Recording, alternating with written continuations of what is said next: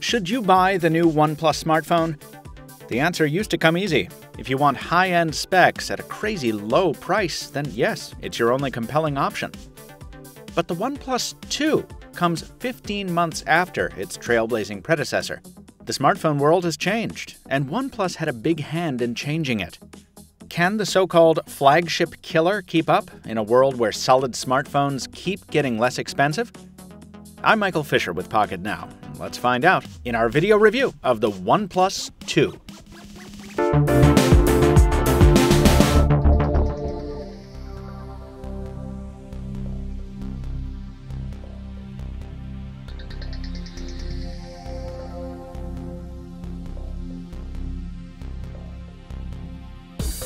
If there's one thing OnePlus excels at here, it's presentation. Opening the box reveals a handheld with a fancy fit and finish and a heft usually reserved for more expensive hardware. The flash doesn't stop at the phone. You get a soft linguini-style charging cable done up in striking red with a slim non-shielded USB insert on one end, a reversible Type-C connector on the other, and a flexible strap to keep it nicely coiled. Why are we spending so much time on the cable? Because little conveniences like that make customers feel taken care of. And OnePlus continues the practice on the phone itself with a complimentary screen protector. Don't take it off, like I did. It's meant to be on there. It makes the glass a little stickier, a little more prone to oily buildup, but it's still a nice and free concession to protection. Beneath that protection sits a sheet of Gorilla Glass, and beneath that sits the 5.5-inch Full HD LCD. The screen, while nice enough, is unremarkable. It's reasonably sharp and it gets bright enough to be seen in most lighting conditions, but its colors are pretty washed out, and its viewing angles could definitely be better. The ability to change the color temperature wasn't baked into the software to begin with, but OnePlus is including that option in a new software release. More on that in a second. On the flip side is the sandstone backing that OnePlus made famous with its first flagship killer, a shark skin coating that makes the phone easy to hold and fun to feel up. If you don't like it, other style swap backs are available, ranging from Kevlar to rosewood.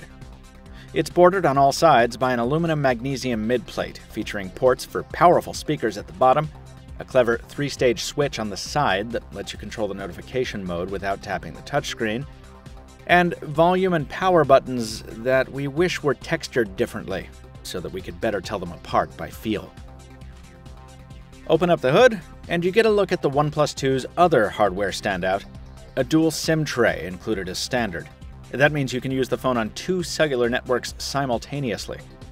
What you can't see here are the 3300 mAh battery and the Snapdragon 810 processor, nor the accompanying RAM and storage. Our review device is the more expensive 64 gig variant with 4 gigs of RAM.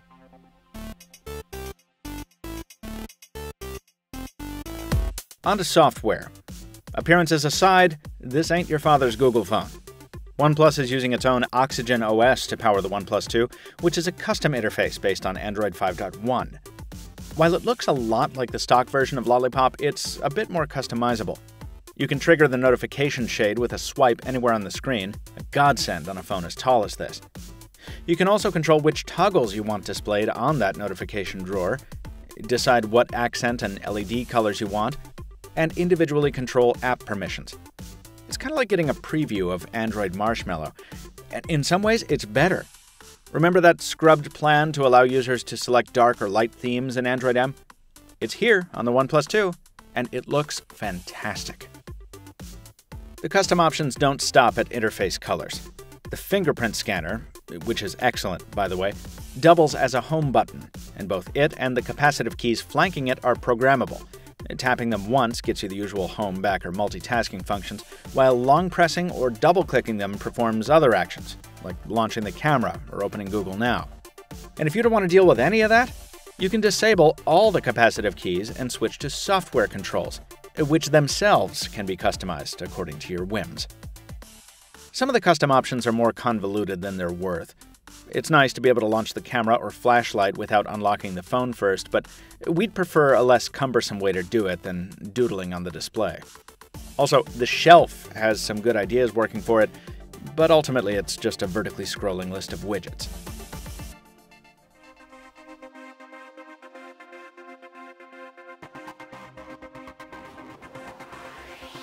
The OnePlus 2's camera software is slow to launch and often unstable, but at press time, OnePlus was preparing a big update to the viewfinder that included RAW support and manual controls as part of Oxygen OS 2.1. It was too late for us to hold this review any more than we already had, but we'll follow up with a dedicated post at Pocketnow once our review unit gets the update.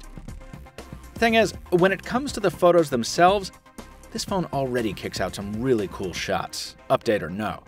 We've taken this camera everywhere, from the streets of Boston, to the shores of Long Island, to the mountains of North Carolina, to the Fernsehturms of Berlin. And in each of those locations, the OnePlus 2 produced photos we were proud of.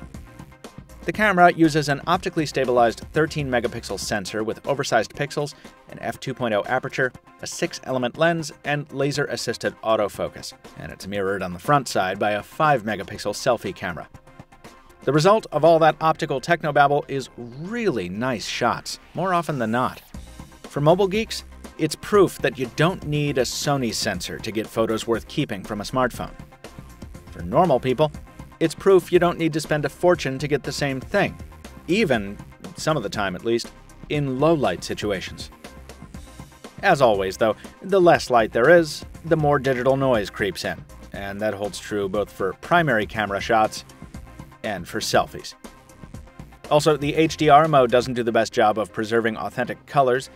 The optical stabilization could be substantially better at smoothing the shot during walk and talk videos, and focus wanders constantly in video mode. It's hugely distracting if you're moving the camera even a small amount. Again, as of press time, we're expecting an update on this device, so we'll see what that does for it.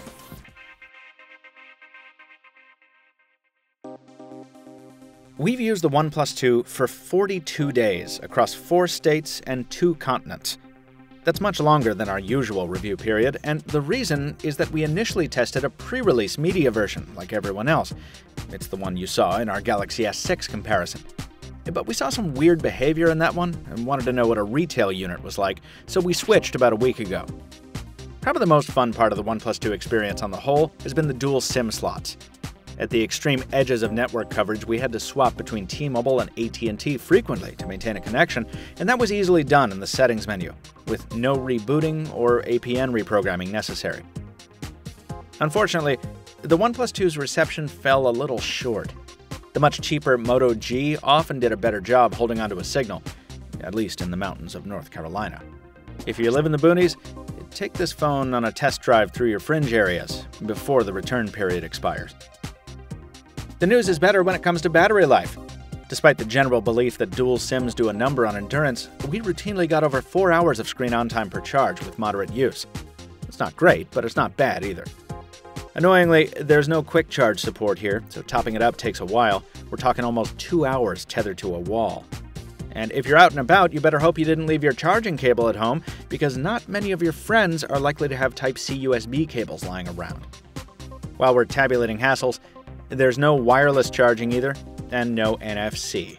That means, among other things, no support for Android Pay, which is just starting to roll out here in the States.